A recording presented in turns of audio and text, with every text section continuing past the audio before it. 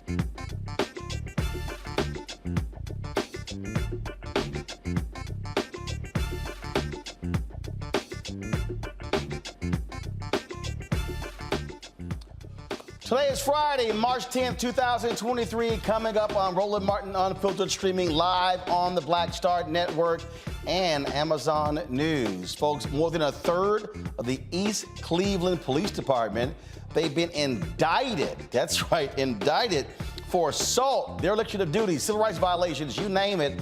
All sorts of drama coming out of there. We'll show you the appalling video and also hear from the mayor and the DA on this huge story. And more drama there. Dr. Ruth Simmons, of course, who stepped down as president of Prairie View A&M University. She had some interesting things to say about the Texas A&M University Board of Regents and why she actually left early as president of Prairie View. We'll show you that exclusive she did with Canberra Marshall of Channel 2 in Houston. Also on today's show, flavored tobacco is popular among youth, but there's a huge problem rising with breathing problems.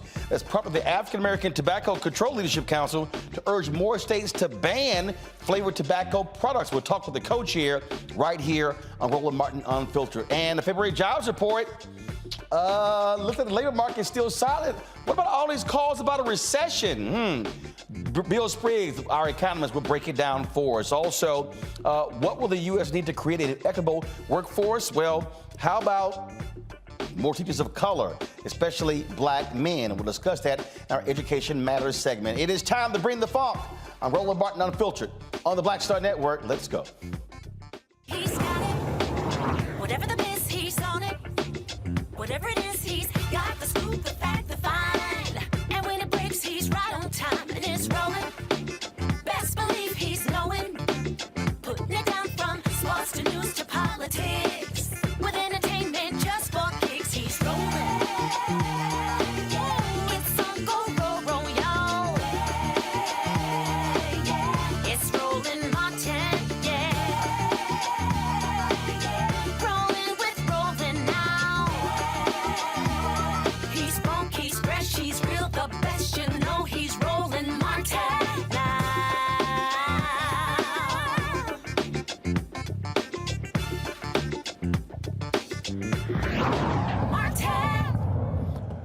11 East Cleveland, Ohio cops, folks, are in some serious trouble. They have been indicted on numerous charges, including assault, dereliction of duty, interfering with the civil rights.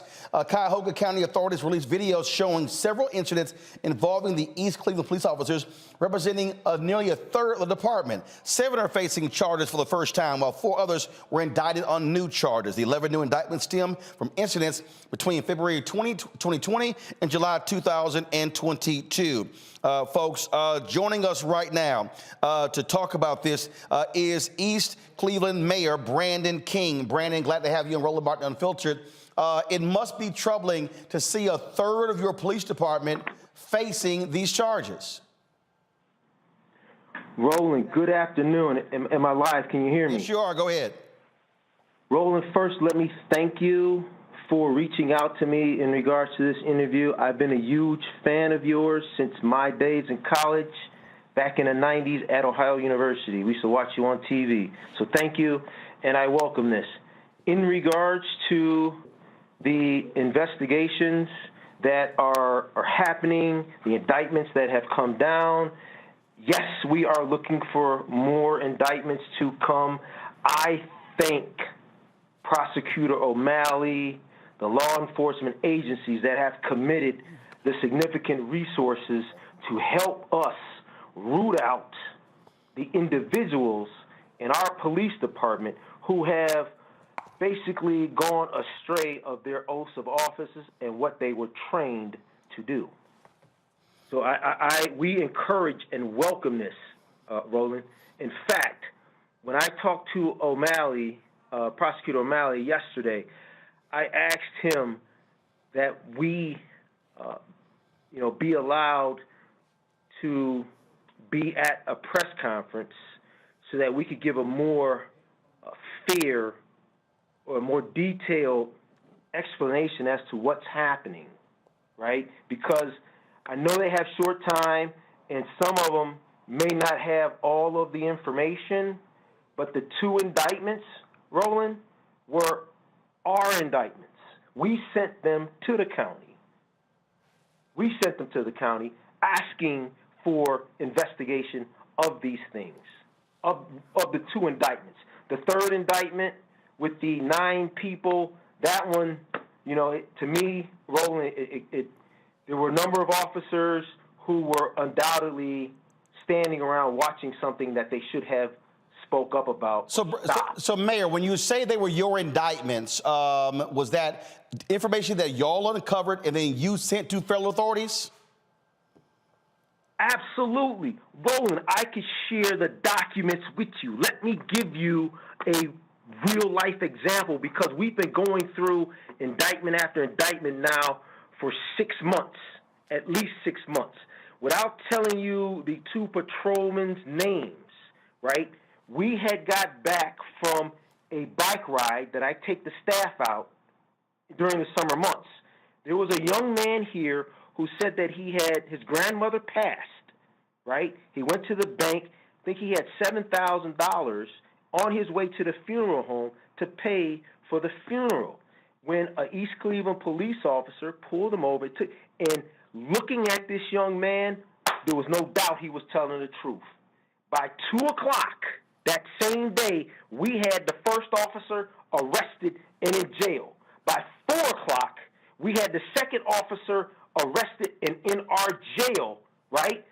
6 o'clock that same day, the county, because we called them, came to our East Cleveland City Jail and picked up 2 of our officers in orange jumpsuits and handcuffs. Those are our investigations, right? And I told Prosecutor O'Malley, I said, it's kind of a little slanted when you don't tell them that we're turning over cases to you to be investigated.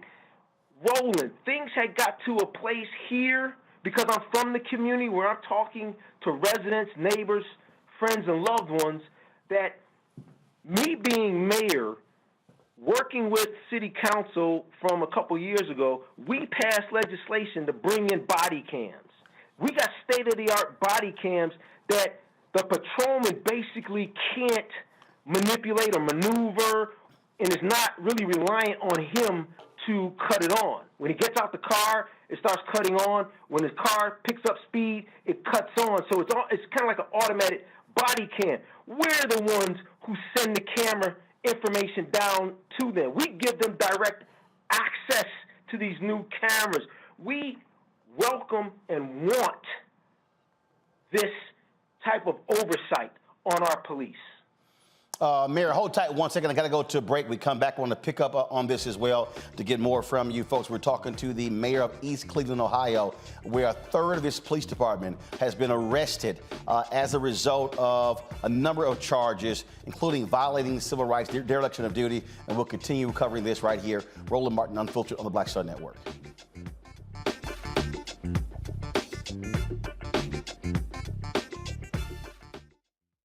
A lot of these corporations or people that are running stuff push black people if they're doing a certain thing. What that does is it creates a butterfly effect of any young kid who, wants to leave any situation they're in, and the only people they see are people that are doing this. So I gotta be a gangster, I gotta shoot, I gotta sell, I gotta do this in order to do it. And it just becomes a cycle. But when someone comes around and is making we don't do, they don't want to push it or put money into it. So that's definitely something I'm trying to fix too, is just show there's other avenues. You don't gotta be a rapper, you don't gotta be a ball player, you can be a country singer, you can be an opera singer, you can be a damn whatever, showing the different avenues. And that is possible, and it's hard for people to realize it's possible until someone does it.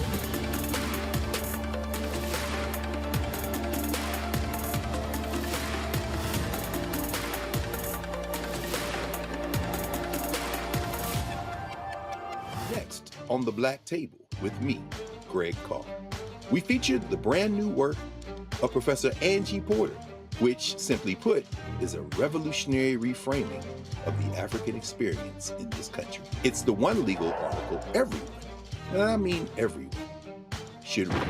Professor Porter and Dr. Valencia Watkins, our legal roundtable team, join us to explore the paper that I guarantee is going to prompt a major aha moment in our culture. You crystallize it by saying, who are we to other people? Who are African people to others? Governance is our thing. Who are we to each other? The structures we create for ourselves, how we order the universe as African people. That's next on The Black Table, here on the Black Star Network. Hi, I'm Teresa Griffin. Hi, my name is LaToya Luckett, and you're watching Roland Martin Unfiltered.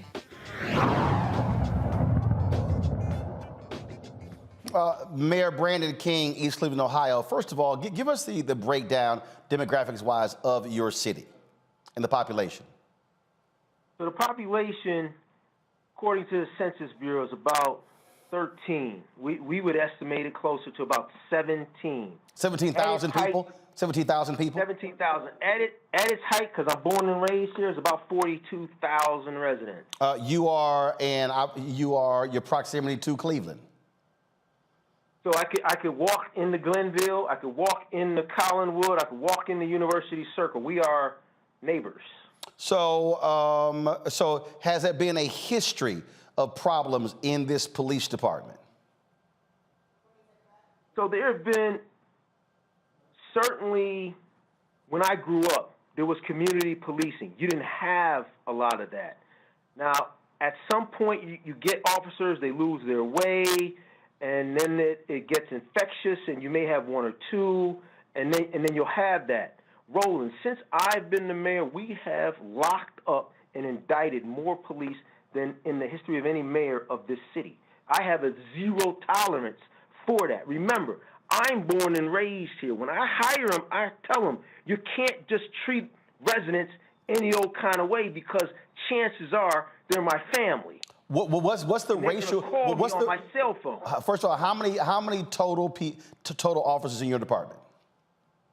So, Roland, I wouldn't give you that number simply from a safety perspective. Well, meaning is it 50? Is it 100? That's what I'm saying. Just give it the size of the department. So the size of the department is between 50 and 100. Yes. Okay, got it. And so, what's the racial makeup of your police force? So the racial makeup of our police force, I would say we probably have more non-African American police officers. So what is it? Is half of your police force white? More than that? And what's the racial makeup of your city? So I would say more than that, but we don't really look at from a racial perspective. So, right? All the officers arrested, were they a mix of black, white, Latino? Were they all white?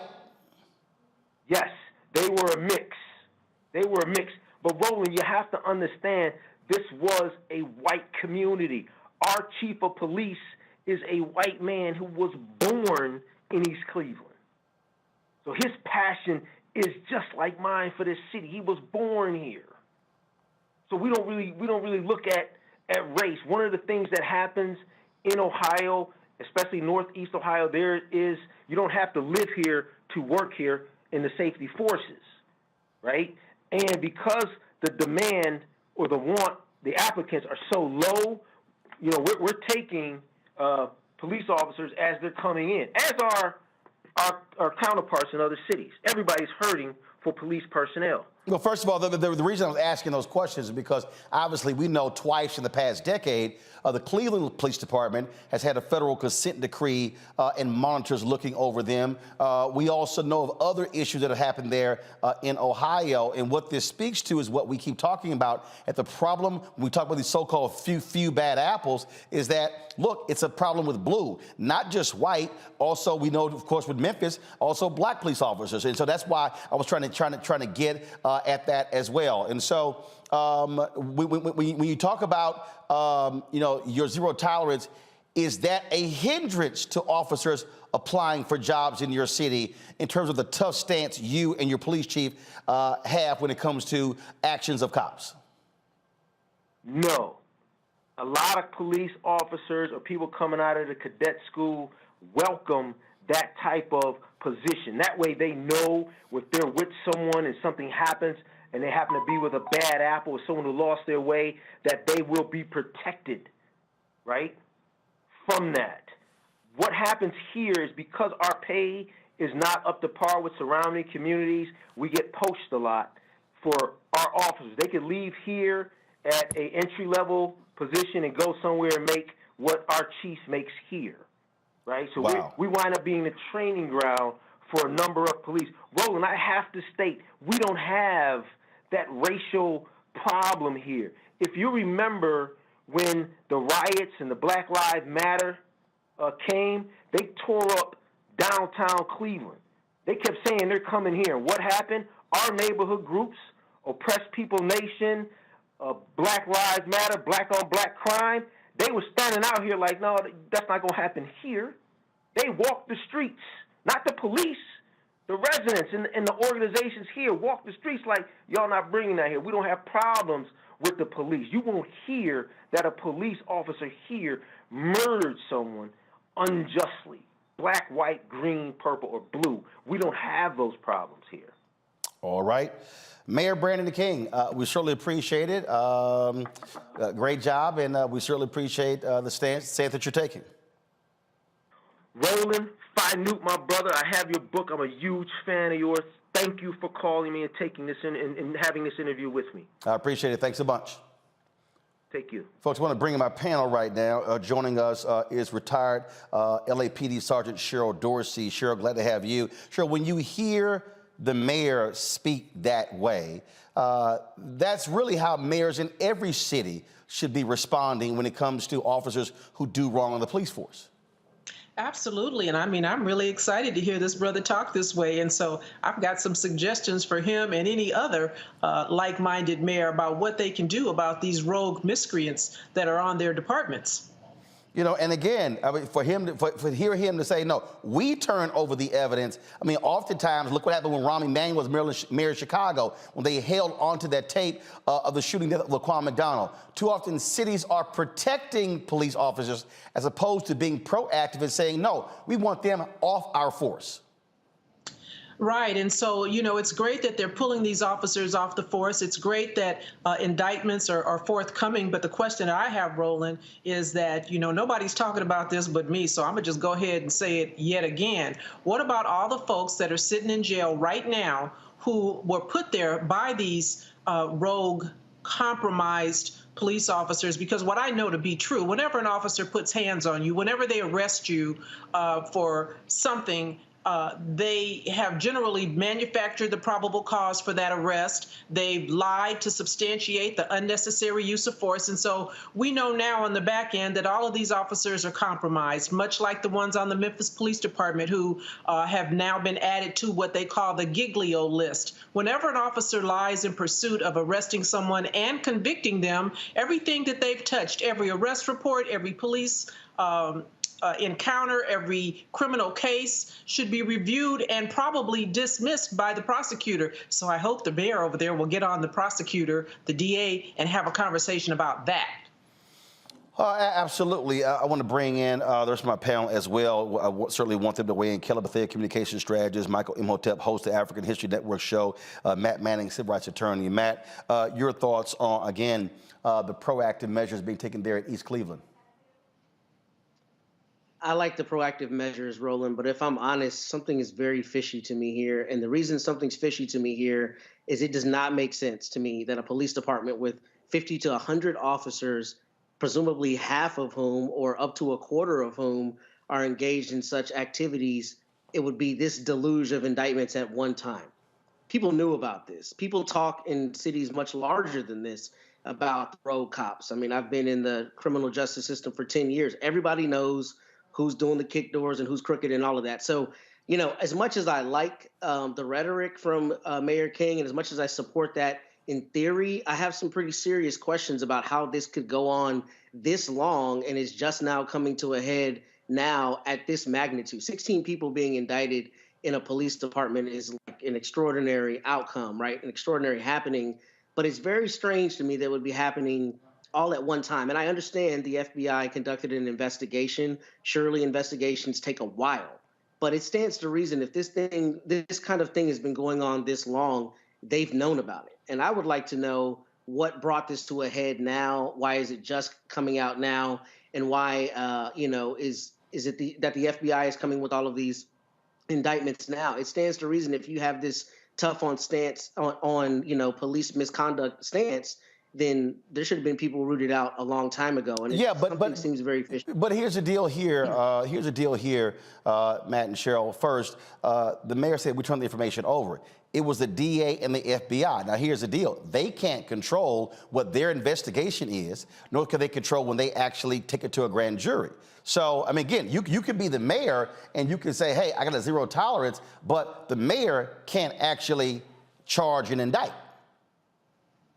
That may be true, but the mayor generally, depending on the council mayor form or what the form of government is usually the one who would be the one hiring or firing. So if you have credible evidence that this is happening, I don't understand how people are still on the police force accused of deprivations of civil rights and we're waiting until an indictment comes about. I mean, don't get me wrong. I understand the investigative process, the fact that the mayor does not charge, but it's very fishy to me that you would have this morass of people committing these kinds of offenses all being indicted at one time. Well, what you also no corollary. But what you also have, again, these indictments have also been all coming down since September, Michael, and including the former police chief who was indicted for theft and fraud.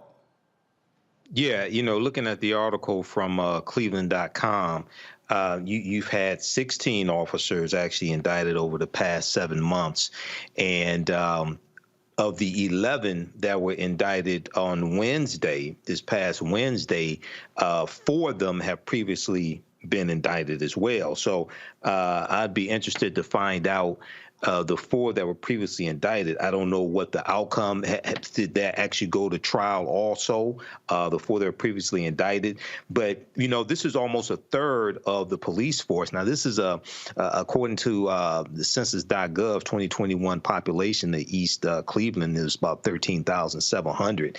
Now, my question would be, okay, so first of all, do you replace? So hold on. First of all, let's give a timeline. First of all, again, the incidents took place between February 2020 and July 2022, okay? So the last incident is July. So we're talking about just 9 months ago. So the incident, so that particular incident 9 months ago. So if we're talking about a county DA's office and the feds actually launching an investigation, I'm not surprised that you would have this all come down now. And again, there were some indictments in September, and then now, which was just 6 months ago, and now you have the indictments coming down now. So that doesn't actually surprise me with, you know, in terms of the cases I've sort of covered. Michael, make your point, and then we'll go to a break, and we'll come back with Kelly and Cheryl. Go. Yeah, my last point would be I would be interested to find out who they replace these 16 officers with on the force and what measures they take to make sure they don't end up with the same type of officers. Well, first of all, they haven't even fired yet, so you can't replace anybody just yet. Kelly, your thoughts, weigh in. I got about 45 seconds before I go to break.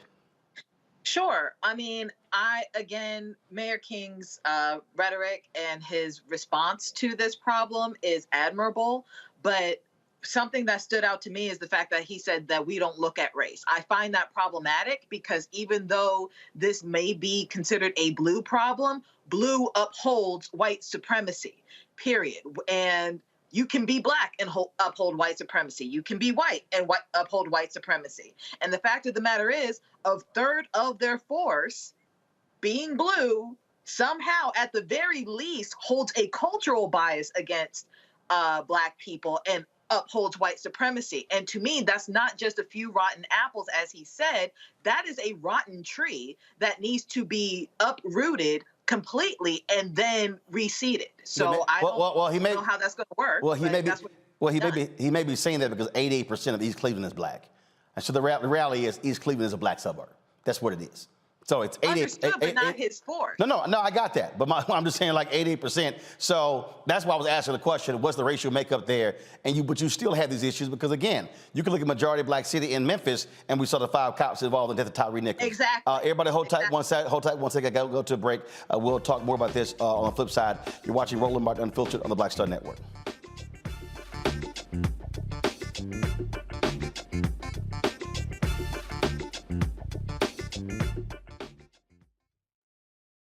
Pull up a chair, take your seat at the Black Table with me, Dr. Greg Carr, here on the Black Star Network.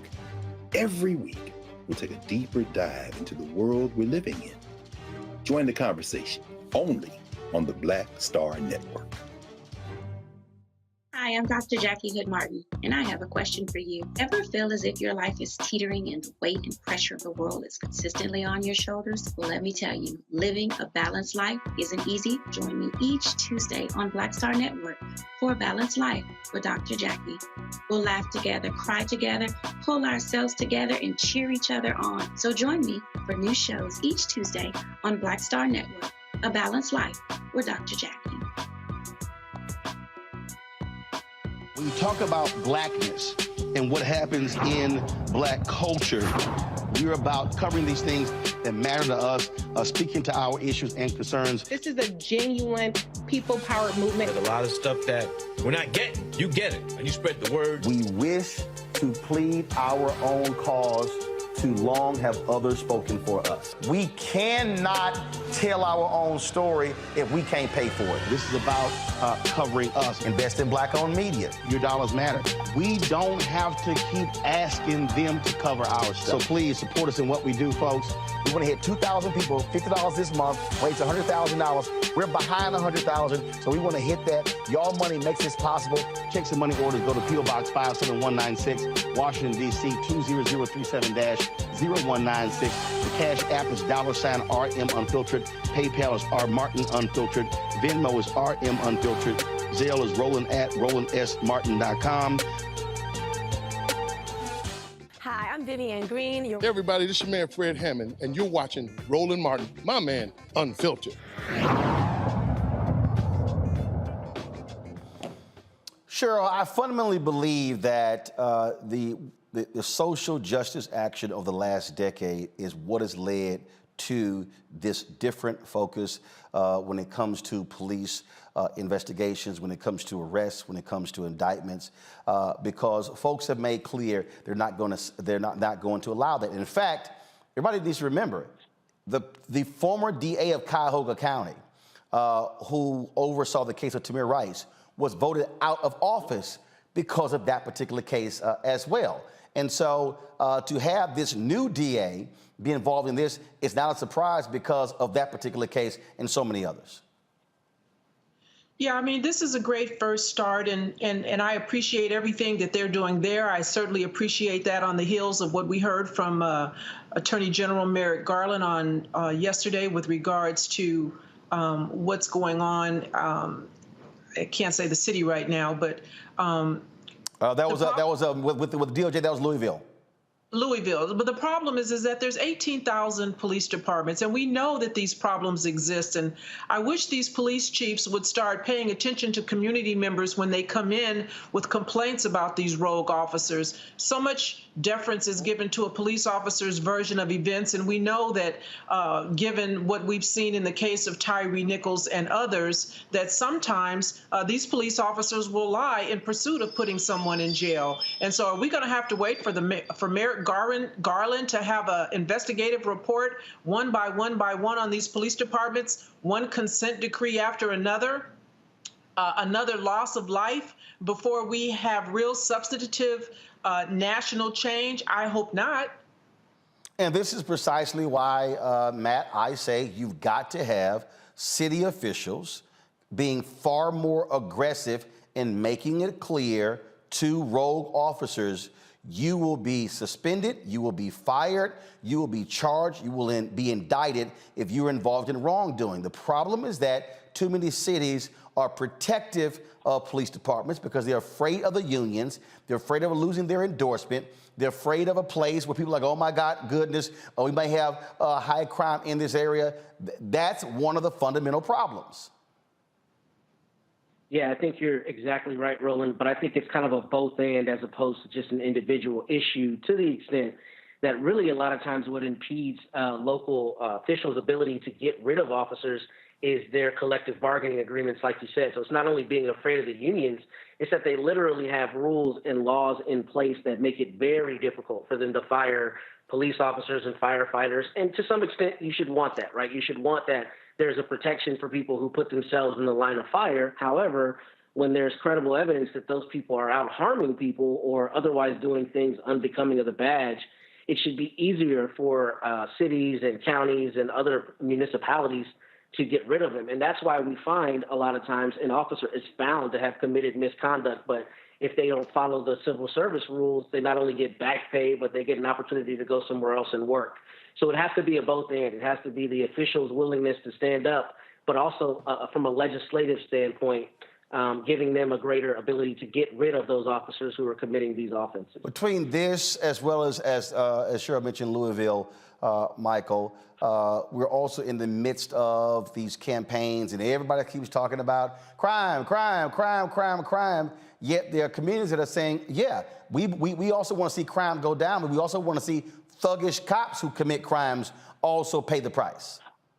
Yeah, that's why when it comes to crime, and when it comes to crime and policing, okay, you need a holistic approach to it. We talked about before here on this show, Roland, dealing with poverty and elements that lead to crime taking place. But at the same time, you have to hold rogue cops accountable. And you also, I would argue that you also have to have a campaign within that city to recruit people who want to be the type of officers we say we want to see. Because once again, once you prosecute those officers, not just in this case, but in any case, we've had officers here in Detroit prosecuted and sent to prison, things like this. Once you prosecute them, once you fire them, who do you replace them with?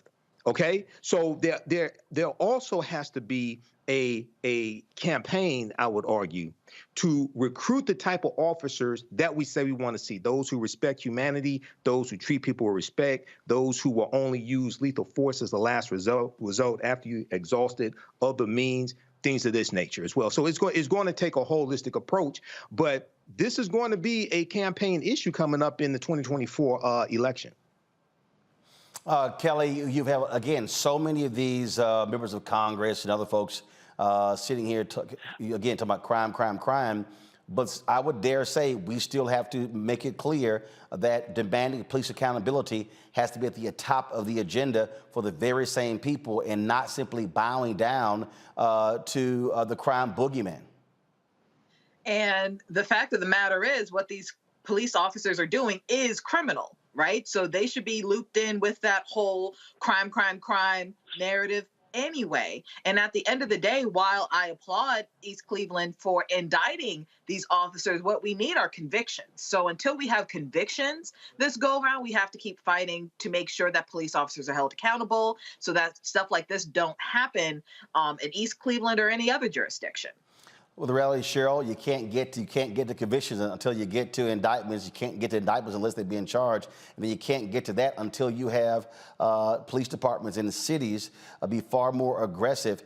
You heard the mayor talk about their body cameras, and I keep saying to people, look, they're not a panacea, but the benefit of body cameras is the ability to see what these officers are doing. I saw the video of the officers who were so stupid they actually recorded themselves stealing money from folks from a house they were searching. Again, thank goodness for body cameras. Otherwise, you would have had somebody saying, yo, they stole our money. No, we didn't. There was no money there. So that's why I'm a fundamental believer every law enforcement agency should have body cameras. And again, if they are turned off or if they're simply thrown aside, you can't see what's happening, folks should be suspended and fired.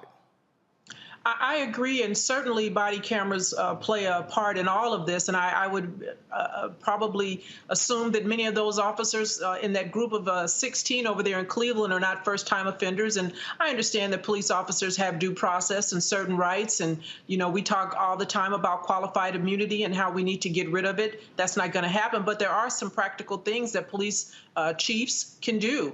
It's not a right to work in patrol, and while you may not be able to fire an officer like Derek Chauvin with 20+ personnel complaints, you can certainly tie him to a desk.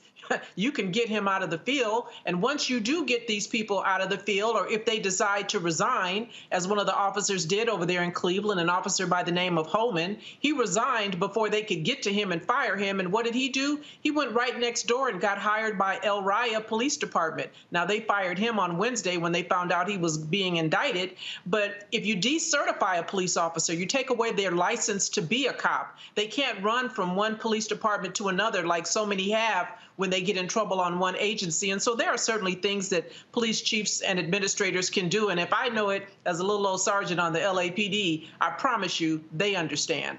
All right, Cheryl Dorsey, we appreciate it. Thanks a lot. Thank you. Folks, when we come back, we're going to talk the economy. February jobs report is out. It's showing the economy is not slowing down. All of the talk about recession. Why? Where is it coming from? Why does this continue to persist? The jobs report says something else. We'll talk to Dr. Bill Spriggs about that next, right here on Roland Martin Unfiltered on the Black Star Network. Be sure to, if you're watching YouTube, hit the like button, folks. We should easily be over 1,000 likes. Also, download our app, Apple phone, Android phone, Apple TV, Android TV, Roku, Amazon Fire TV, Xbox One, Samsung Smart TV. You can also, of course, support us by sending check and money order to P.O. Box 57196, Washington, D.C., 20037-0196. Cash App, $RM Unfiltered, PayPal, R Martin Unfiltered, Venmo, RM Unfiltered, Zelle, Roland at RolandSMartin.com, Roland at RolandMartinUnfiltered.com. And of course, watch us on Amazon News. If you go to the app, you can actually check us out on Amazon News. And be sure to get my book, White Fear, How the Browning of America is Making White Folks Lose Their Minds. We'll be right back.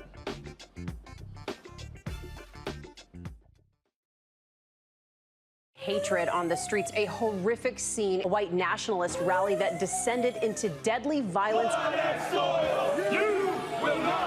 White people are losing their damn minds. As an angry pro-Trump mob storms the U.S. Capitol, we've seen We're about to see the rise of what I call white minority resistance. We have seen white folks in this country who simply cannot tolerate black folks voting. I think what we're seeing is the inevitable result of violent denial. This is part of American history. Every time that people of color have made progress, whether real or symbolic, there has been what Carol Anderson at Emory University calls white rage as a backlash. This is the rise of the Proud Boys and the Boogaloo Boys. America, there's going to be more of this. Here's all the Proud Boys, guys. This country is getting increasingly racist in its behaviors and its attitudes because of the fear of white people. The fear that they're taking our jobs, they're taking our resources, they're taking our women. This is white fear.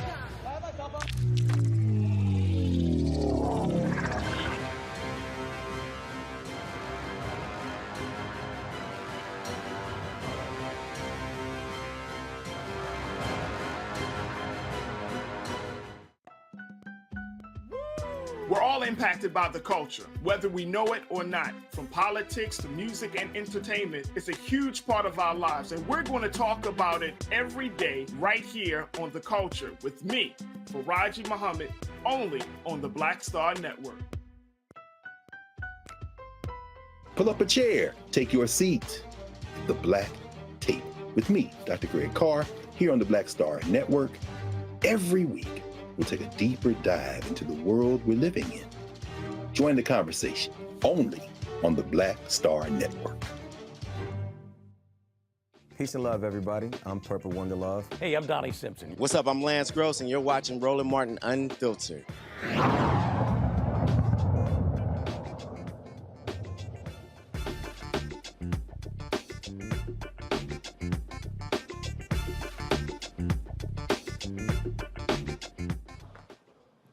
All right, folks, 311,000 jobs were added in February, but the unemployment rate for African Americans and Hispanics actually went up. According to the U.S. Bureau of Labor Statistics, Black women's unemployment rate jumped to 5.1% from 4.7%. Hispanic women to 4.8% from 4.4%. Overall, unemployment rate peaked at 3.6 in February from 3.4. Joining us now, Dr. William Spriggs, of course, economist, of course, AFL-CIO, taught at Howard University, all that good stuff. All right, so Bill, break it down for us. So we add 311,000 jobs, but Black and Hispanic unemployment goes up, and the overall unemployment rate goes up. Yet you still have, I swear, when you watch CNBC and all these business networks, they just keep yelling, recession, recession, recession, recession.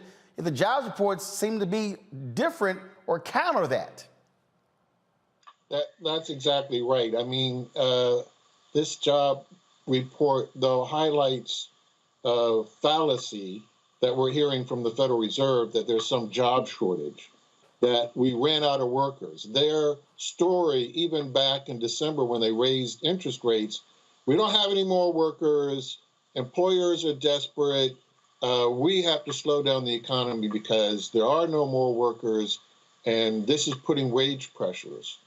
So what happened is in January and February, 800,000 people got added to the payroll. So if you're telling me there are no more workers, then where did these 800,000 employment numbers come from? For Black workers and for Hispanic workers, the surge in hiring gave a response of more people looking because, right, why am I going to look for a job if they're not hiring? So with hiring taking place, you see Black and Hispanic search efforts go up. And so this number is quirky. The share of Black people having a job went up. In many neighborhoods, people don't understand the difference between unemployment and not employed. These are not the same thing. So explain. Unemployed means what is unemployed? What's not a job, but I didn't find it, which is different than I didn't have a job. There's two different things. Okay, so hold on, Bill. Hold on. So again, explain what not employed mean. What does unemployed mean? Right. So unemployed means, when I was asked the question last month, did you do something for which you were paid? Then I get counted as employed. If I answer yes to that, end of story. If I answer no, I did not do anything for pay, then I'm asked, did you look for work? Now, some people are at home taking care of children. Some people are full-time students. Some people are 90 years old and retired. They have no intention of looking for work. Those people will say, no, I didn't look for work. They are not employed. They are also not unemployed because they're not looking. So that's the difference. So what happened last month is a lot of people said, yeah, I was looking, except I didn't get a job. So you have more people looking. Some of them are successful, so the share of people holding a job goes up. There are more Black men employed, a greater share of Black men employed, but these others weren't successful, so the unemployment rate goes up. So when you, I gotta keep addressing this stuff about recession. I just saw that Meta, also Facebook, announced they may be laying off another 13% of their workforce, matching last year. And every time I turn around, I just keep hearing all of these CEOs going, recession, recession. I mean, it is as if they're trying to will us into a recession by constantly saying it's a recession. Yet if I look at the jobs report and the stock market, I'm not seeing it. So what the hell are people talking about? Well, this week, the chair of the Federal Reserve had to come to Capitol Hill and explain the monetary policy he is pursuing. And when questioned, particularly by Senator Elizabeth Warren, what's going on, Powell said that his projections are for unemployment to go up to 4.3%. In other words, what he told her was the economy is overheated, there are no more workers, wages are going up too much, and I, as a policy, will deliberately slow down the economy. And so what you're hearing from people is this constant anticipation that eventually the Federal Reserve is going to crash the economy because the chairman of the Fed went to the Congress and said, I am deliberately trying to get unemployment up. That is my goal. And so people are anticipating that. And that's why you keep hearing people talk about a recession. Fortunately for us, the economy is so powerful that we're still adding jobs. People are still getting hired. Wages aren't going up as much as they had been going up. The wage growth is slowing down. But because inflation has come down by more, what we are seeing in the last 2 months is that real wages, that is, your wages including the effect of inflation, your wages are buying more than they were last year. So you are better off. I'm still confused. I'm still confused by this logic. We got to get unemployment up. That is like the dumbest thing to me. Again, it kills me. We got to get unemployment up because this is just ridiculous. So you want folks out of work, and then we all know if unemployment goes up politically, that's used against who's ever in the White House. What's the logic? I mean, maybe that's an economic thing. Maybe that's an economist thing. The logic of, man, we got to get unemployment rate up. The Federal Reserve has convinced itself, and only itself, they have some cheerleaders who like when wages are down because this makes corporations more powerful. But the Federal Reserve has convinced itself we're back in the 1980s. We're going to face this exploding price inflation, that workers' wages are going to continue to go up, that workers are going to be angry at inflation, demand higher wages, and that's going to put pressure on companies to keep boosting prices, and then this will never end. They also fear that people will say, well, you're not serious because you say that your target is inflation is supposed to be 2%, and right now it's running a little over 5%, so you're not credible. You're not doing the things to bring inflation down. And this is, it totally misses the mark, right? Everybody knows that the reason why prices are up, we've had several supply shocks. We had the problem when we couldn't get computer chips. Now that we have computer chips, a smartphone this month is 24% less. The price has dropped. Smartphones are 24% less than they were last year. Why? Because now they have the chips. Now they're making phones again. So the supply is returned. So the price is returned.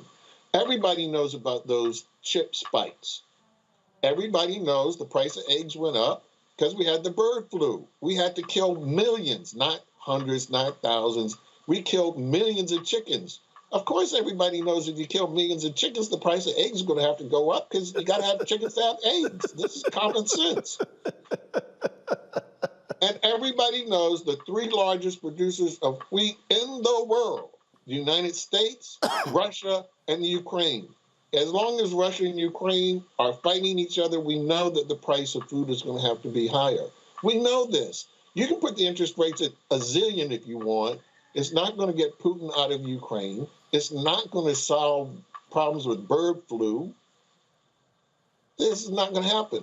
And the chips came back without the Fed. If the Fed had done nothing, the chips would have come back because it just took time in order to reboot the production. So a lot of what the Fed is doing has nothing to do with why there's inflation. And the number one reason for inflation, companies are just raising prices because they can. Right. They're raising prices to make more money. And the president's budget is not getting credit because the number one way to dissuade firms, to tell them, look, you go ahead and boost profits, we're raising the tax. That corporate tax is the biggest way to send the signal, y'all can boost prices all you want, we're just going to raise your tax. And that sends the signal, stop price gouging. And the Republican Party goes, oh, absolutely not. How dare you raise taxes on these companies? And this is the same Republican Party that wants to cut unemployment benefits because they say people are making too much money. And they also say, oh, my goodness, wages are going too high. And so what it really is, it is an economy that is set up to protect companies and say, workers, stay poor or stay unemployed. That's right. I mean, businesses like it when workers are destitute and have to take a job, right? They want workers begging, oh, please give me a job, any job, I'll do anything. That's what they like. You know, their number one complaint was people are quitting. I don't like that people quit and go to work for somebody else for more money. Well, that's a personal problem. Dr. Bill Spriggs, we appreciate you breaking it down for us. Thanks a lot. Good to be on. Good to see you. Yes, sir. Have a good one. This right here, Michael, is really what trips me out, again, every time we have these discussions, because, again, it's just basic common sense, but folk don't want to hear that. They want to make it sound like this thing is so complicated, and these folks on Wall Street and these other people, they know what's best. They're the smartest people in the room. No, they're not. Well, yeah, they're not always the smartest people in the room. And Bill Spriggs and our Facebook friends, I had a question for him because some of what he was breaking down, everybody does not know. Representative Katie Porter did a good job of exposing how 51% of inflationary costs are because of corporate greed. That came out of a congressional hearing.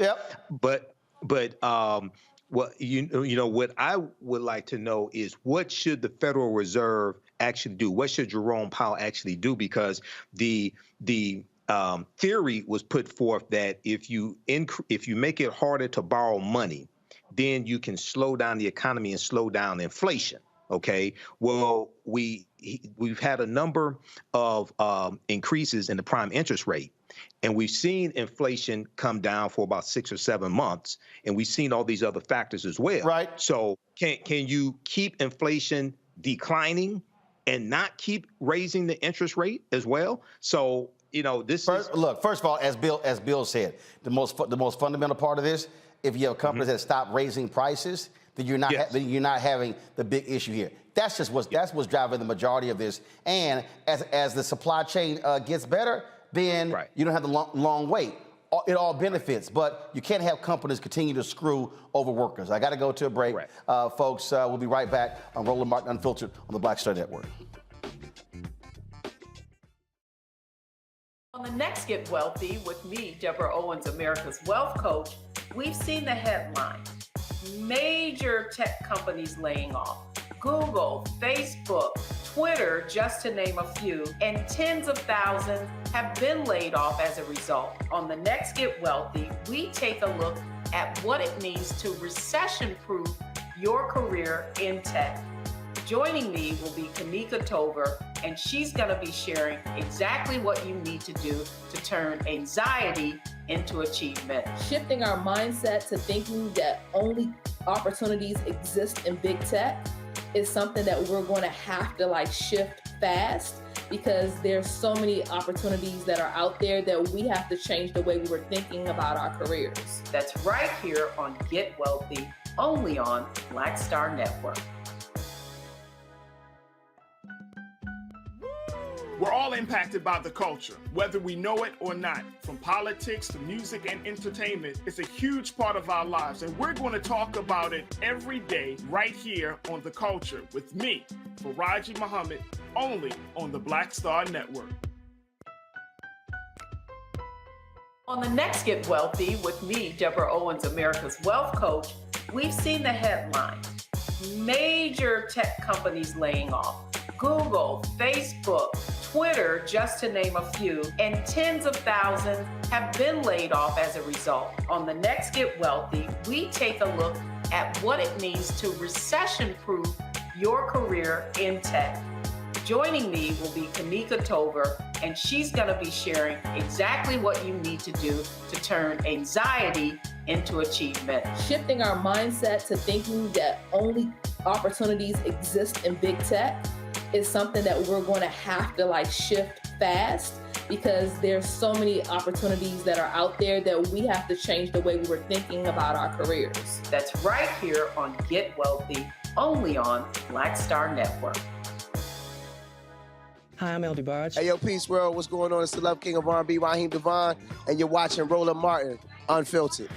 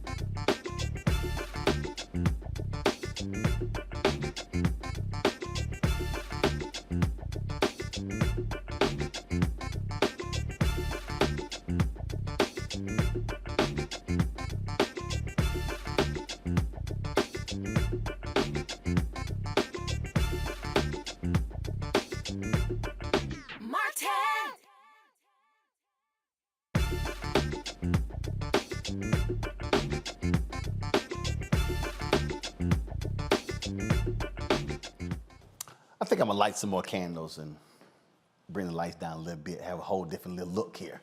All right, maybe we'll do that for the last 30 minutes of the show. What you laughing for, Matt? See, you can do that when it's your show. Okay? You set the rules. That's right. That's right. It's Friday night. You know, we can have a whole different little vibe here.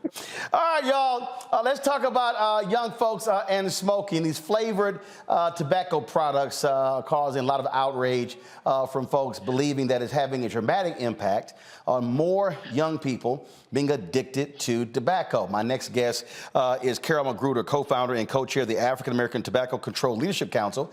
She's out of Richmond, Virginia. Glad to have you, Carol. So walk us through this impact, if you will, you and others believe when it comes to flavored tobacco and its impact on young folks. All right. So can you hear me okay? Good evening, Roland. Yeah, we can hear you just fine. So here's the deal. If you have the show up, turn that off. That way you're hearing me, because you're likely hearing me on a delay. Okay. I turned everything cool. off. All right. There you go. Go right ahead. Ready. Okay, great. So I am, my organization, the African American Tobacco Control Leadership Council, we have been working on this issue of menthol for actually decades. And there's a lot of confusion around, so I need to take you back to not the beginning, but some of the most important pieces. The most important piece was in 2009. At that time, President Barack Obama, feels like a century ago, signed the Tobacco Control Act. And that gave the FDA the authority to regulate the tobacco industry. At that time, simultaneously, he took all the flavors off of the market for combustible cigarettes except for menthol. And menthol is what Black people smoke. And the reason Black people smoke menthol is because it was seeded in our neighborhood by the tobacco industry. I call them the tobacco industry cartel because they're actually federally adjudicated racketeers. They would give cigarettes away to children, like Marie Evans in Boston at 9 years old, like Dave Chappelle. That's how he began smoking. He got free cigarettes in the Metro in Washington, D.C. when he was just 14 years old. So that legacy of why Newports are our co-star in every movie that's ever made about a Black person that's smoking is because of that racist and pernicious targeting. So when President Obama signed the law, menthol was left in, and at the last minute, the Congressional Black Caucus actually added an amendment for them to do something about menthol. So they were charged to do something, and they've been studying it and dragging their feet since that time. And then what happened was e-cigarettes came on the market, totally unregulated, just let out there. And that's when we got a real practical demonstration that flavors attract and hook children, because the e-cigarette epidemic that we saw with our young people spread like wildfire across this country. So that was the demonstration. So our children are vaping, and initially that targeting was really with middle-class white children. And so there was a quicker response than when we had been given free Newport cigarettes physically in our hands as children in every urban city in this country. So where we are today is we have actually sued the FDA to make them to make them take menthol off the market. Since that time, when they could have, the European Union has taken it off. Canada, our neighbors to the north, have taken it off. And the U.S. is still dragging its feet, even though their own reports and studies have demonstrated that taking menthol off the market will benefit the public health. So that's where we are with the menthol. Well, first of all, what people don't realize is there were very few advertisers for Black-owned media in the 70s and the 80s, and there's a significant number of tobacco companies that did so. We all remember those full-page ads in Ebony Magazine, Jet Magazine, and all in Black newspapers. In addition, you had tobacco companies that literally sponsored women's tennis. I mean, you had the Virginia Slims tennis championship. Well, that's what Slims come from smoking. So, but the thing that you also have here is you have had the tobacco industry that then has frankly pimped Black folks and paid Black folks to fight the ban on menthols. I remember getting an email from someone, and the whole notion was, oh, this is going to hurt the Black-owned convenience stores and the Black stores in Black neighborhoods. And I was going, one, how many are we talking about?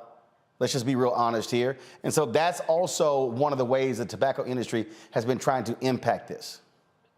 That is absolutely correct. And so what my sister colleague, Dr. Valerie Yerger, she had a research paper years ago that looked at the internal tobacco industry documents that have been released through litigation, where they document in their own words, and it's called Smoking with the Enemy, how they perniciously and systematically infiltrated all of our major African-American organizations, Ebony and Jet, which if you're my age, those magazines were so important to us, had a Newport advertisement in almost every single edition. And Stanford University actually has a collection of all of those advertisements. So yes, and so bring it up to today, there are folks in our community because the industry sees us getting away. So they don't want Black folks to get away. So the tobacco industry, they have latched on to our legitimate grievances, our legitimate pains and suffering and racism in this country. And they want to defend us now by keeping menthol on the market, which is the #1 killer of Black people, more than everything else combined.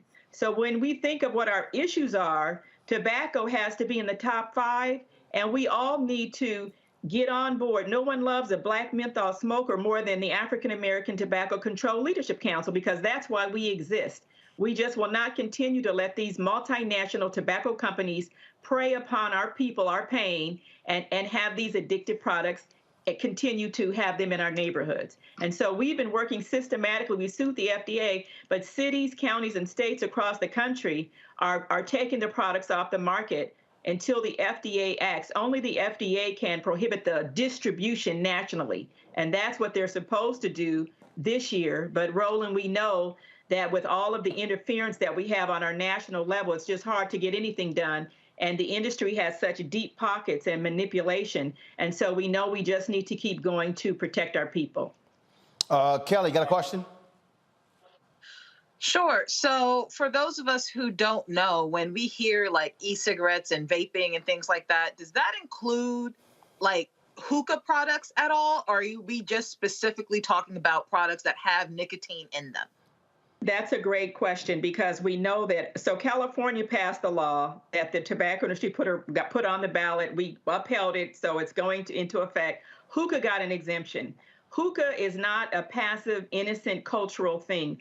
Hookah is a combustible product. You're inhaling flames into your lungs. And my daughter went to an HBCU in Atlanta from California State. So I've seen the proliferation of hookah and how many African-American entrepreneurs are in on it. But hookah is not good, and we need to do something about hookah. But for this moment, we're concentrating on menthol cigarettes and also the little cigars and cigarillos. So that's your backwoods, your Swisher Sweets, your Black and Milds that were left wholly out of the purview of the FDA at the time. So the FDA is going to be issuing two rules. One will deal with menthol cigarettes, and one will deal with the little cigars and cigarillos that were just left Wild Wild West style, because our people, our young people who are now 40, they were not protected at all against those cheap and dangerous products. Child, look, you go after hookah, these Negroes gonna lose their damn mind. I know. I swear, you can't go back to Atlanta. You can't go to a damn club, bar, restaurant. It's gonna be in church pretty soon. I'm so sick of that damn hookah. Oh my God! First of all, I'm allergic to smoke,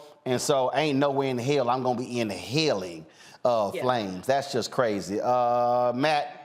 Secondhand smoke of hookah is just as dangerous as any secondhand smoke. And so in Atlanta, they don't seem to, in California, you can't do it every way, the way that they do in Atlanta at our places. And so, as I said, I'm waiting for hookah to be in church in Atlanta, because it's just everywhere you go. And that we got to deal with that. But I know that's going to be hard. You ain't lying. Matt? So my question is about state enforcement and how that has an interplay with the FDA. So what have you found, I guess, strategically is effective at moving the FDA? Is there a critical mass of states or major cities that you're angling for to get them to do this? Yeah, so we know from, California, we're a leader in tobacco control. To commercial tobacco control starts locally. It's really grassroots, and it's like a quilt. So you get cities, and then you'll get states. So now we have two states. Massachusetts was actually the first state, and California is now just beginning to implement our law. So, it's all over the city. We're working in cities all over, working in New York City, and that's a hot one because of stop and frisk and Eric Gardner and all of these things. And so what I want to say to my people is that this is to protect us, and that a law is not magic, that it's the beginning. We passed our Voting Rights Act 50 years ago. We're still fighting for that. But this is worth fighting for, to save our children and to stop this generational pattern of addiction.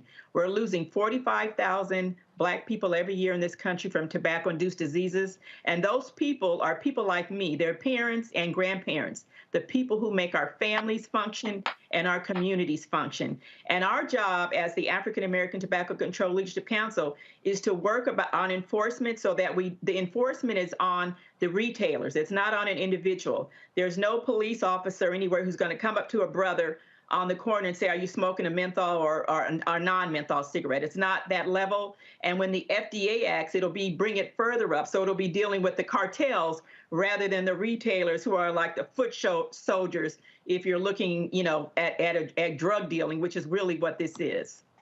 Matt? I just I'm sorry, Michael. All right. Hello, Carol Magruder. Thanks for this information.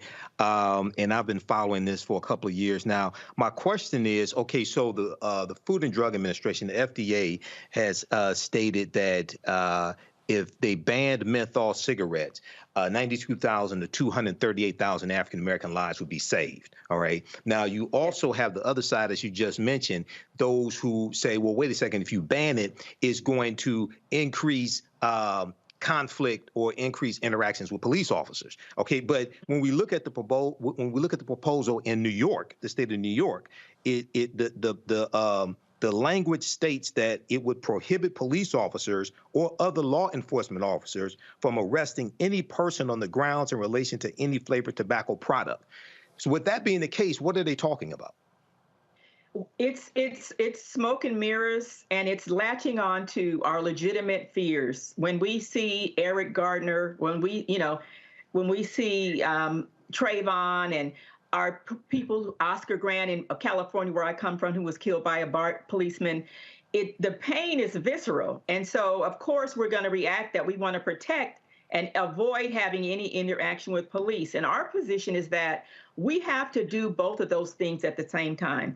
We can't allow the biggest wolf to roam our neighborhood killing us while the police are there who are, doing their thing. We have to do both things. And so the laws clearly say that this is not about the individual, but there are folks who say that, this is going to make more interactions. And so, of course, Eric Gardner is the most painful example. I was in a room with his mother. What can I say to Miss Gwen, after losing her son so horrifically? But we must continue, and we must be vigilant. And so this is the law. These laws are not magic. And we need, so what I would like to see is we have some, there's a pastor in Detroit, Pastor Sheffield, a powerful man. The tobacco industry offered him $250,000 to come out against menthol bans. And Detroit is a very important city for many reasons. And he publicly came out to denounce it. He is close personal friends with Reverend Al Sharpton, who takes money from Reynolds American, as does Reverend Dr. Ben Chavis. So our position is that the legitimate concerns that we have, let's work on pressuring our public health to have cessation services for our people, to approach this very holistically, to put the same energy that's been put in by the tobacco industry and racistly and persistently targeting us, to put that into the solution. And one of the things that our organization is doing is we're taking our case to the United Nations, because the racist, persistent targeting by the tobacco industry for all these years actually violates the International Convention for the Elimination of Racial Discrimination, which is one of the few international treaties that the United States has ratified. All right. So we are taking our case outside of the boundaries of our country. That's how bad this is. Carol Magruder, we really appreciate it. Thanks a lot. Thank you, Roland. Thank you so much. All right, folks, going to a break. We'll be back. Roland Martin Unfiltered on the Black Star Network. Be sure to download the app, Apple phone, Android phone, Apple TV, Android TV, Roku, Amazon Fire TV, Xbox One. Also, support us with your resources. Send checking money orders. P.O. Box 57196, Washington, D.C., 20037-0196. Cash App, $RM Unfiltered. PayPal, R Martin Unfiltered. Venmo is RM Unfiltered. Zelle, Roland at RolandSMartin.com. Roland at RolandMartinUnfiltered.com. We'll be right back.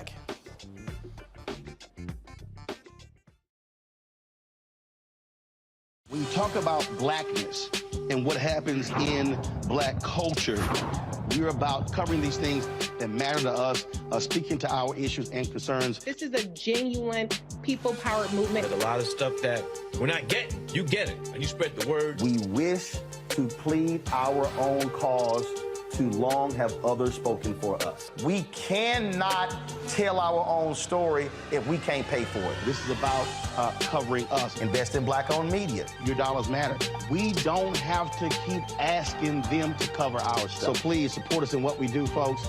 We want to hit 2,000 people, $50 this month, raise $100,000. We're behind 100,000, so we want to hit that. Y'all money makes this possible. Check some money orders. Go to P.O. Box 57196, Washington, D.C., 20037-0196. The Cash App is $RM Unfiltered. PayPal is R Martin Unfiltered. Venmo is RM Unfiltered. Zelle is Roland at RolandSMartin.com. A lot of these corporations or people that are running stuff push black people if they're doing a certain thing. What that does is it creates a butterfly effect of any young kid who, wants to leave any situation they're in. And the only people they see are people that are doing this. So I got to be a gangster, I got to shoot, I got to sell, I got to do this in order to do it. And it just becomes a cycle. But when someone comes around and is making other, oh, we don't do, you know, they don't want to push it or put money into it. So that's definitely something I'm trying to fix too, is just show there's other avenues. You don't got to be a rapper, you don't got to be a ball player. You can be a country singer, you can be an opera singer, you can be a damn whatever, you know? Showing the different avenues. And that is possible, and it's hard for people to realize it's possible until someone does it.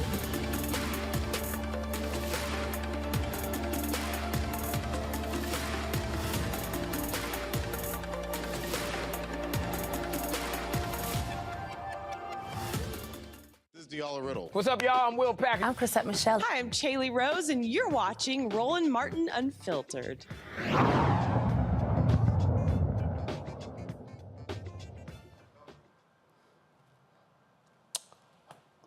All right, folks, welcome back. Roland Martin Unfiltered on the Black Star Network. So I told you you can now check us out on Amazon News. And so, of course, our 24-hour streaming channel. So let me explain to you. So when we show you the graphic Black Star Network app, pull it up, please. When I say how you can download it, that's our OTT channel. So, nope, the OTT. So we'll tell you Apple phone, Android phone, Apple TV, Android TV, Roku, Amazon Fire TV, Xbox One, Samsung Smart TV. Okay, that's when I tell you that, this right here, that's our OTT app. Okay, which means that again, you can pull a show up on the app, you can watch the show. Now, when we talk about Amazon News, go ahead and pull that graphic up. We talk about Amazon News, that's literally our 24-hour a day, 7-day-a-week streaming channel. And so if you go to, so I'm going to show you what that is. And so we've got Amazon Fire here in the studio right here. And so, again, you can download the app on Amazon Fire, or you can watch the streaming channel, meaning when you pull it up, no need for you to sit and click what shows to watch. And so if you let's say here on Amazon News right here, folks, and so you see here, this is the news icon. And so if I scroll over to the news icon, I can actually drop down and you see it says News by Fire TV. So on this page, I can scroll right on over and you see all the different Scripps News, Bloomberg, USA Today, all the different folks. Well, then you got right here, Black Star Network. So you click that, you can actually watch our live broadcast, and not just watch our live broadcast. You can literally just watch, our programming. So you don't have to turn the channel. You can sit there and watch it the entire time. And so, yeah, this is live programming. So obviously it's a delay, so you can see me pop up in a second here on the actual app. And so it's just like any other channel that you want to watch. No need for you to click the icons and move stuff around. You can actually just watch it. Now, you go back to the home screen. If you go into Amazon News and you go over here and you click News, you'll see at the top here, they've got My News, and then of course they have down here more channels that you can actually pull up. And so if you go across here, yep, our app is actually in here as well. And so you can grab the app right there as well. Or you can go up to channels in here, and you can scroll down to Black Star Network app, which is right here, and you can actually make it your favorite. So when you actually open up Amazon News, boom, our 24-hour streaming channel comes right up. And so all of our programming is on here, the show's on here, and as you see right here, when you pull up the Black Star Network, they have also many other clips that are on here as well for other content that we've done as on the show. And so they have some of the clips. So they'll have everything here, but they have some of the clips that we've done on different particular issues on the show. So this, of course, was when we were in Los Angeles. And so, again, if you want to check us out on Amazon News, all you have to do is just pull up. You've got Amazon Fire TV, pull the app up, and there are some other platforms I'll be announcing soon. We'll be on another 2 or 3 platforms next month for our 24-hour channel. And so this is all about us having, again, a real 24-hour, 7-day-a-week Black news and information channel. And so when I'm talking to you about supporting us in what we do, when I'm walking you through the fight that we have to get advertising dollars, it is about us being able to grow this, because there is no other, let me say this again, there is no other 24-hour Black news and information network in America. Black News Channel, they shut down. Byron Allen doesn't have it. He bought Black News Channel's assets, but of course they flipped it to the griot. If you pull up, in fact, I'm just going to show you here. This is just no shade on them, but I'm just actually showing you. When you go on here and you go to news, and when you go on here, they actually have the griot on here as well. You got, for instance, Fox Soul is on here. They got their 24-hour channel, but you can tell that ain't news. That ain't news. They got entertainment stuff on there. And so when you go over here and now I think between Fox Soul and the griot, these are the only other two Black targeted and Black-owned apps that are on Amazon News. Well, they're in a commercial break, but again, they've got a movie that's showing. And so, again, I'm just walking y'all through why we do what we do, why your support absolutely matters, because we cover the stuff that you care about, such as Prairie View A&M University, that Ruth Simmons, of course, when she stepped down as president because she felt she wasn't being allowed to do her job. Well, she's finally talking. She gave an interview with Cambrell Marshall, who's with KPRC TV, Channel 2 in Houston, where in this first clip, she talked about when she was told she could not continue to hire folks, and she had a problem with that. So listen to what she told him in the first clip. The system approached me and asked me to stop making appointments. And I had 4 months to go. And I thought, well, that's very odd. Why should I do that? I want to put as much time as I can in helping the university and making the way for the new president to be successful. When I sought to learn what was going on, why is it you don't want me to be president anymore, I got no response. I wrote a letter to the chancellor asking for clarification and saying, I intend to be a president in full for as long as I'm here. And if I cannot be there, I'll step down. And he gave me no answer at all. Not even after that? Not even after that. Instead, the response I got was, speak to the public relations person about the text of your resignation. So the only response I got was a public relations response, which is, okay, that's fine, but we want to make sure that when you tell the story of your stepping down, we control it. So that seems like a slap after all that you've done at the university. From the outside looking in, that seemed to be a backhand. Well, it seemed that way to me, and I'm not a very demanding person. In terms of things that I want for myself. I'm very demanding in terms of what I want for my students and for my campus. And I don't want my campus to be denigrated in any way, okay? I don't want it to be treated as if it doesn't have the capacity to prosper on its own. And that's what it felt like to me. Now, she also said that it's time for a new governance structure because Prairie View is under the Texas A&M University system. She says that should change. We have a governance system that does not represent us. And so one thing that could be done is to change the Board of Regents and the structure of the system so that there's more agency for the universities within the system, particularly when you have one that is so different from every other institution historically and otherwise in the system.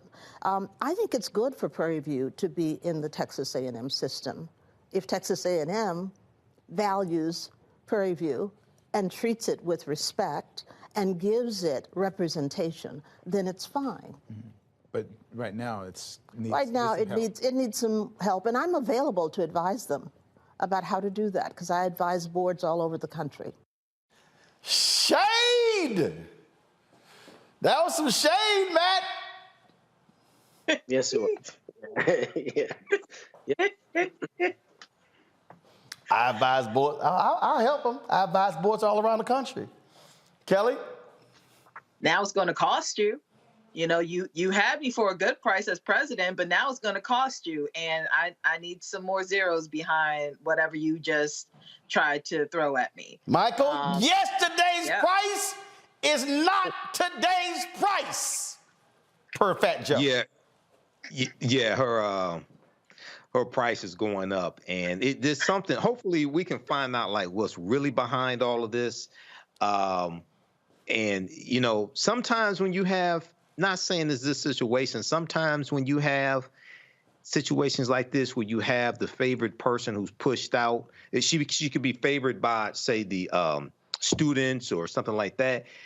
Sometimes there's a situation where the person that replaces her is cozy with the president or really cozy with the board or what have you. So not saying this is the case, but it's happened before. So hopefully we'll find out what's behind this. But yeah, she's her price just went up on this also. So hopefully they could pay her price. We'll see what happens with this. Yesterday's price is not today's price. Yeah, this is inflation in a good way, I guess. I guess it's inflation in a good way. What she's, I'm trying to tell y'all, what Ruth Simmons is saying is black people need to be governing Prairie View A&M University and not mostly white regions of the Texas A&M University system. I said it. We did reach out to Ruth Simmons. Hopefully, we'll get our opportunity to interview with her. That interview airs this Sunday on Newsmakers on KPRC Channel 2 in Houston. No Canberra Marshall well. In fact, I used to do that show. I was a regular panelist on that show when I ran the Houston Defenders, so know it quite well. So I can't wait to see the full interview. All right, y'all. Got to go to a break. We'll be back. Roland Martin Unfiltered right here on the Black-owned Black Star Network. Go ahead and show the graphic. Download the app, Apple phone, Android phone, Apple TV, Android TV. Keenan, you're watching. Send me a text. Let me know how many downloads we have of our app so I can know what number we're about to hit. Apple phone, Android phone, Apple TV, Android TV, Roku, Amazon Fire TV, Xbox One, Samsung Smart TV. And as I said, if y'all want to check us out on Amazon News, well, all you got to do, folks, is simply go to Amazon Fire, click Amazon News, and then you can actually check us out on their app. And then, now that was their guide to freebie. I got some news on that, but I can't tell y'all that with y'all right now. So I can't share that with you. But again, you can check us out on Amazon News as well. And again, y'all, we are the only, let me say again, ain't nobody else doing what we're doing. We're the only black-owned Black News Information Network in the country. We want y'all to support us in what we do. So send your check and money orders to P.O. Box 57196, Washington, D.C. 20037-0196. Cash App, $RM Unfiltered. PayPal, R Martin Unfiltered. Venmo is RM Unfiltered. Zelle, Roland at RolandSMartin.com. Roland at RolandMartinUnfiltered.com. Back in a moment. Hatred on the streets, a horrific scene, a white nationalist rally that descended into deadly violence. White people are losing their damn minds. As an angry pro-Trump mob storms the U.S. Capitol, we've seen shooting. We're about to see the rise of what I call white minority resistance. We have seen white folks in this country who simply cannot tolerate black folks voting. I think what we're seeing is the inevitable result of violent denial. This is part of American history. Every time that people of color have made progress, whether real or symbolic, there has been what Carol Anderson at Emory University calls white rage as a backlash. This is the rise of the Proud Boys and the Boogaloo Boys. America, there's going to be more of this. Here's all the Proud Boys, guys. This country is getting increasingly racist in its behaviors and its attitudes because of the fear of white people. The fear that they're taking our jobs, they're taking our resources, they're taking our women. This is white fear.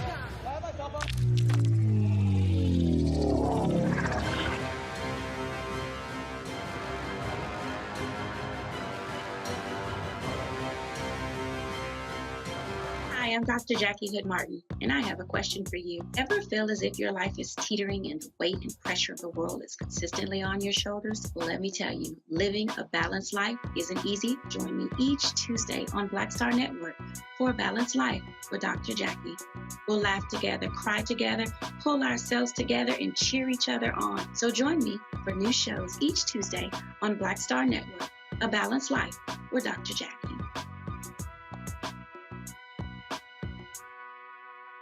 Hey, I'm Deion Cole from Blackest. What's up? I'm Lance Gross, and you're watching Roland Martin Unfiltered.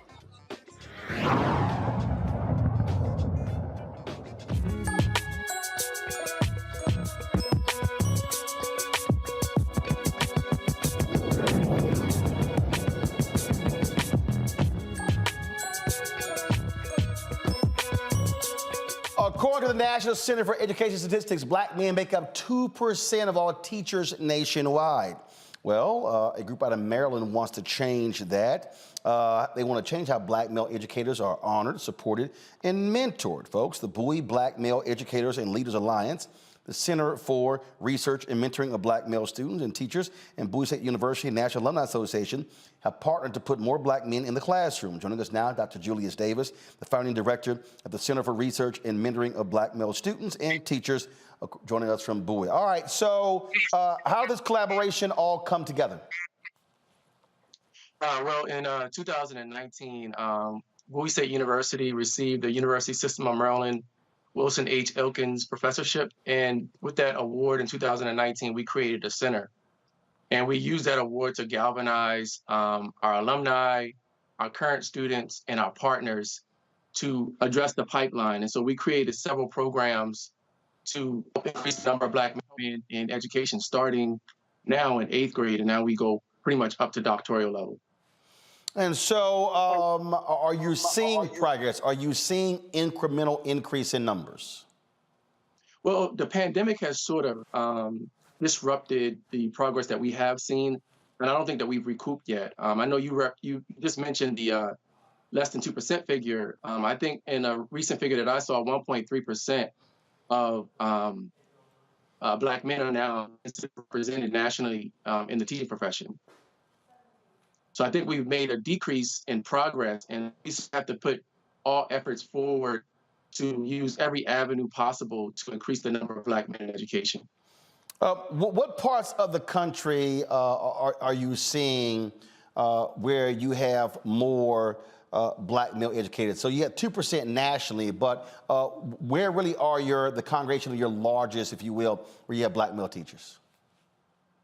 In the South, it's pretty much an area where you see a large number of black men going into education, and where those who are getting the most degrees in education. And of course, HBCUs are leading that way, representing the majority of the men coming into education.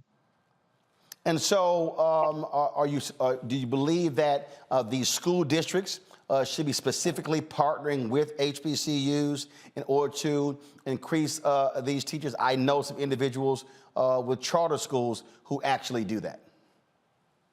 Well, you know, what I've found in my own work is I think a lot of people put that in their strategic plans, but they don't really devote any human or financial resources to really truly increasing the number of black men in the field of education.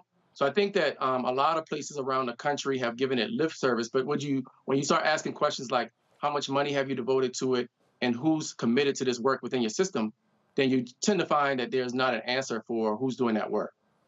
Questions from the panel. Michael, you first. All right, Dr. Julius Davis, thanks for this information. So when we look at less than 2% of African-American, less than 2% of teachers are African-American males, what are some of the reasons that you do with your program? What are some of the reasons that you give for African-American men to become teachers? We know traditionally that's been more dominated by women. I have a lot of teachers in my family. So what are some of the reasons why you give to African-American men why they should become teachers? Well, the majority of the teaching workforce are white middle-class women. And what we've tried to do is create safe spaces for black boys and men, which is not typically the case for black men in education. If you look at the statistics around black boys in K through 12, you see high rates of suspension. Dr. Kanjufu told us about putting black boys into special education. And so the experiences of black men and black boys in our educational system haven't been good. So many of them haven't looked to pursue it as a career. That's one of the things that we found. The other thing that we found in our Black Male Teachers College program is that our program is oftentimes the first time black boys from 8th grade to 12th grade have been asked to even consider the teaching profession. Right. Okay, thank you. Kelly. Hi, Dr. Davis. First and foremost, I am a Bowie State alum, so this is making me incredibly happy and proud to be part of the Bowie State Bulldog family. Just wanted to extend my congratulations. With that said, obviously there is a shortage in black male educators on the grade level, but my understanding is that there's also a shortage on the higher education level as well. Is there something in your program that's going to address that to entice Black men to enroll in programs that will lead into professorship and tenured professorship tracks and things like that? But also within that, in the curriculum you're going to build within this program, is there going to be a component regarding hostile work environments and how to navigate those things? Because I've actually been blessed to have a lot of Black male teachers in my life, some of my greatest mentors as a result of being at Bowie State. Black male mentors who were professors and the like. But even on the grade level, because I grew up in DC and I didn't realize that was not a thing nationwide. That said, as my friends my Black male friends who are in education have told me plenty of stories of them being in relatively hostile work environments because of what they're trying to bring to their individual schools through the lens of Black men. So is there anything you're talking about to combat that as well? So we're looking to increase Black men in all areas of education. And right now we're actually doing a academic learning community called the SHOP, Black men in education from the community to the classroom. And we want to let Black men know that your contributions are needed everywhere, including higher ed. And so many of our young men actually want to teach at the higher ed level. Many of our students who are in our undergrad and master's program, we encourage them to consider the professorship. And at Bowie State University, it's very unique that I'm probably one of 10 Black men faculty in the College of Ed. And so they get to see their representation all the time. And that's one of the things that our Black men in our Black Male Teachers College programs share oftentimes, that they're on the line with Black men doctors, teachers, and others who share their interests in alike. Matt? Yeah, Dr. Davis, congratulations on being the only HBCU to get this money through the foundation. My question for you is this: is there a component of your program as it relates to grants that provides a subsidy for Black men working in K through 12 schools or anything else, kind of like Teacher for America or a program like that, that incentivizes people becoming teachers? So one of the things that we're fortunate at Bowie State University is that there are several U.S. Department of Ed funded grants, federal grants, state grants that are supporting Black men getting an education. The grant that we were awarded through the U.S. Department of Ed through the Hawkins program will allow us to give scholarships and mentorship to students who are interested in becoming teachers to connect with those in the field. One of my other colleagues, Dr. Will Parker, has a master's level grant at the U.S. Department of level where we're helping to support Black men who are getting into education. And so we are trying to do our part at every level, undergrad, high school, middle school, because we think that all those avenues are needed to increase the pipeline of Black men into education. All right, folks, want more information? Where do they go? You can visit us at Bowie State University Center for Black Males, and we're on all social media platforms, Center for Black Males, Center for Research and Mentoring of Black Male Students and Teachers. Thank you for the opportunity. All right, thanks a bunch. Have a good one. All right, folks, got to go to the break. We'll pay some bills. We'll be right back. Roland Martin Unfiltered on the Black Star Network. Don't forget, you're watching on YouTube. Hit that like button, y'all. We want to easily be more than 1,000 likes. Watching on Facebook, do the exact same thing. Love your comments. We'll be watching on the Black Star Network app. So please holler at us there. And again, support us by downloading the app. Kenyon, hit me up. So we are at 64,000. 1 second. 64,370,000 downloads. And so we are 11,000 away from 75,000 downloads. Let's make that thing happen. So download the Black Star Network app on all your devices, Apple phone, Android phone, Apple TV, Android TV, Roku, Amazon Fire TV, Xbox One, Samsung Smart TV. Support us with your dollars. Of course, we've got more than 25,000 people who have given to this show, who join our Bring the Funk fan club. And so you can do so as well by sending your check and money order to P.O. Box 57196, Washington, D.C.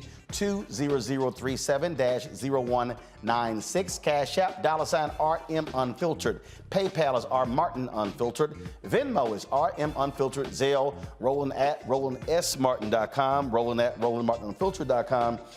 And trust me, folks, it's about $180,000+ to pay for all of this every single month. And so we're doing all we can for advertising support. But trust me, your dollars really, really make it possible as well. So please assist us. And of course, be sure to get my book, White Fear, How the Browning of America is Making White Folks Lose Their Minds. Get it from bookstores nationwide, Barnes & Noble, Amazon. Also, of course, download a copy on Audible. We'll be right back. Hatred on the streets, a horrific scene, a white nationalist rally that descended into deadly violence. White people are losing their damn minds. As an angry pro-Trump mob storms the U.S. Capitol, we've seen shooting. We're about to see the rise of what I call white minority resistance. We have seen white folks in this country who simply cannot tolerate black folks voting. I think what we're seeing is the inevitable result of violent denial. This is part of American history. Every time that people of color have made progress, whether real or symbolic, there has been what Carol Anderson at Emory University calls white rage as a backlash. This is the rise of the Proud Boys and the Boogaloo Boys. America, there's going to be more of this. Here's all the Proud Boys, guys. This country is getting increasingly racist in its behaviors and its attitudes because of the fear of white people. The fear that they're taking our jobs, they're taking our resources, they're taking our women. This is white fear.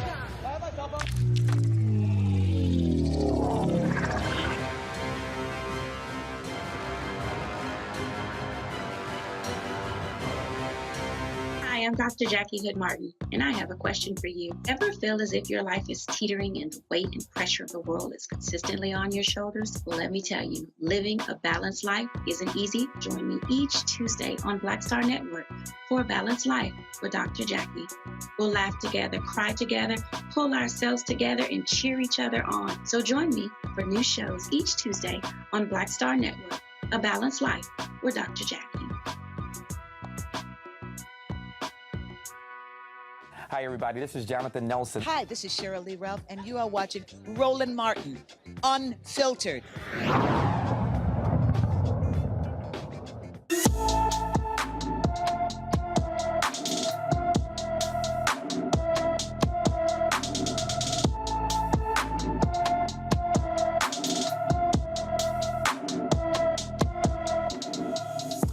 Faith Kennedy Phillips went missing from her Philadelphia home on January 28th. The 16-year-old is 5 feet 7 inches tall, weighs 150 pounds, with brown hair and brown eyes. Anyone with information about Faith Kennedy Phillips is urged to call the Philadelphia Police Department at 215-686-8477, 215-686-8477. A white Gulfport, Mississippi man knows how much time he's going to be spending behind bars for threatening a black family. Axel C. Cox was sentenced to 42 months in prison, followed by 3 years of supervised release, and must pay over $7,000 for burning a cross in his front yard with the intent to intimidate. Cox pleaded guilty to the December 2020 incident of criminal interference with the right to fair housing and using fire to commit a federal felony. These white folks gonna learn that this is not the Trump DOJ, Matt. No, it's definitely not. 3.5 years hard time is good. It's good here because he knows exactly what he was attempting to do, exactly what kind of fear that invokes. And, you know, it's ridiculous, especially because his lawyer was noted as saying the reason he allegedly did it is because the neighbors allegedly shot his dog. It stands to reason that you just call the police for that. You don't put a cross up and burn it. You know what I mean? Try to terrorize people. So he got a hard sentence, and he should have, because he knew exactly what he was doing. All right, an Orange County, California mom has called out the school system there after her daughter was bullied and called a slave by a fellow student. The mother has been protesting Santiago Elementary School. Jasmine Harris says a student verbally attacked her 5th grade daughter, Paris Barnes. Barnes was playing with friends when a male student whipped a jump rope toward her and told her to get back to work, you slave. Harris wants the student expelled. However, the Santa Ana Unified School District has been slow to move after she reported the March 1st attack. The Santa Ana Unified School District Superintendent Jerry Almendarez said his staff is working on sitting down with the families and making both parties a part of a solution. The Unified District is conducting an independent investigation of the incident. This is the statement from them. My heart goes out to Paris, to the young lady, and I just want to make sure that she gets the support that the student needs, but also making sure that we also provide the students so this doesn't happen again. That's the superintendent. Harris has filed hate crime and attempted assault charges with the Orange County District Attorney's Office. Kelly, that mama ain't playing. The solution is to expel that child. The solution is to lay some hands, but we can't really do that in this system. But the solution is to expel the child, period. I noticed that the name of the person who made that statement seems to be of Latinx Hispanic descent.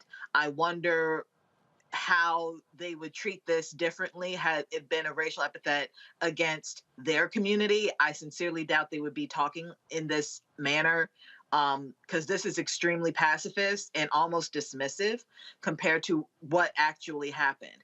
But yeah, I'm so glad I don't have children yet. I'm not ready.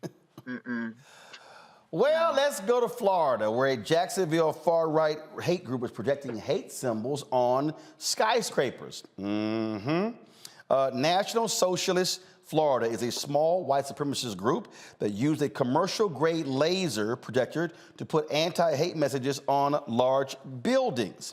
The group hopes the symbols will increase awareness and white male membership. Over the last several years, extremists... Hey, Ricky, I can't talk. I'm live on the air, Ricky. Okay, I'm sorry. I'll call you back, Ricky Smiley. Okay. All right, bye.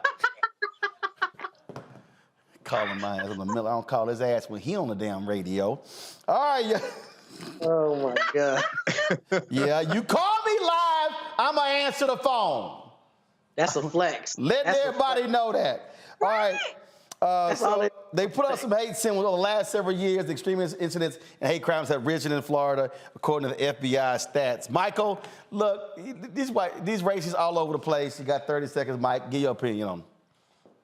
Yeah, they're all over the place, and they were protesting in this incident apparently against drag shows. Now, I wouldn't be surprised if some of them actually are drag queens. Okay, I wouldn't be surprised if that's the case. But then also they did the same thing some months ago, saying Kanye is right, about the Jews, things like this. So this is something that Trump has unleashed. Of course. And the Department of Justice has to really go after these people. But also, we have to protect ourselves from these white supremacists as well, because the Second Amendment applies to us as well. Oh, I agree as well. All right. Kelly, Matt, Michael, we appreciate it. Thank you so very much for joining us, folks. That is it.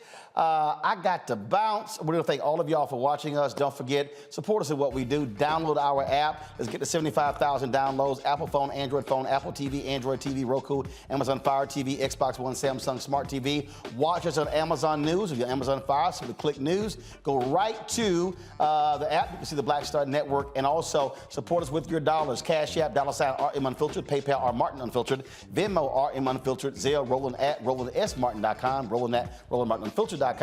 And check your money orders. P.O. Box 57196, Washington, D.C. 20037-0196. I'll see y'all on Monday. Holla!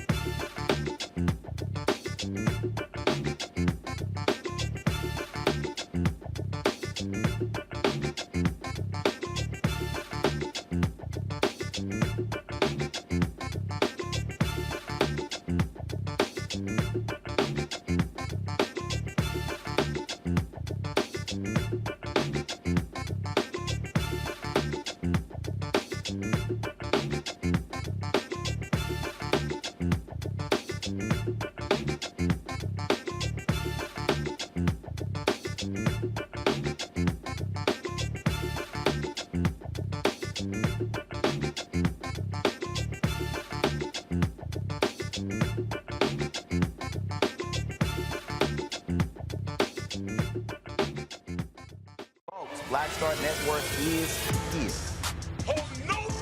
I'm real revolutionary right now. Support this man, Black Media. He makes sure that our stories are told.